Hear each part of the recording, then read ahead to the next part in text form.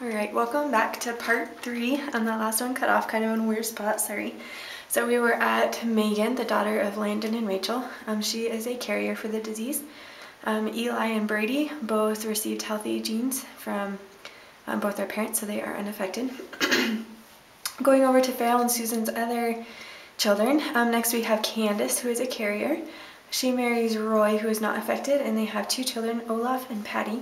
Olaf did inherit the affected X chromosome from his mother, so he is affected by hemophilia, and he has a sister, Patty, who is unaffected. The third child of Farrell and Susan is Jill. She is unaffected. She married Alex, who is also unaffected, and they have 2 children who are both unaffected as well. Alright, on another side note on hemophilia, it is very helpful. It saves their lives actually when we can go donate plasma for them. So I would, putting in a little plug for that, I would highly recommend going to donate plasma. Alright, the final disease I want to talk about is Duchenne's muscular dystrophy. It's characterized by muscle degeneration and eventually leads to death. Symptoms appear before the age of 5.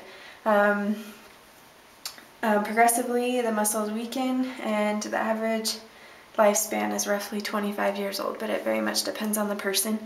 Most of them, however, are wheelchair dependent by the age of 12. So it's definitely a degenerative disorder, and it's really sad.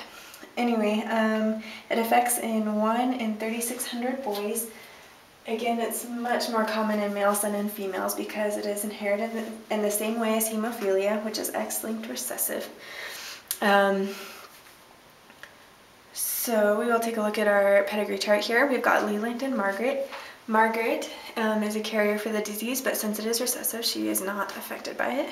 They have a child, Betsy, who is also receives the affected X from her mother, but is also a carrier and not affected by the disease. She marries Ron, who is also not affected.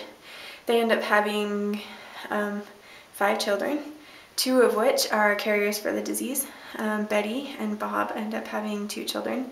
One of whom is, he and Brian inherited the affected X chromosome from his mother, so he is affected by the disease, sadly, as well. Their youngest child, oh, it looks like I mixed up the names. Teresa, the girls are circles, so Teresa is a circle and Thomas is a square. Teresa is a carrier for the disease, and she passed it on to Josh.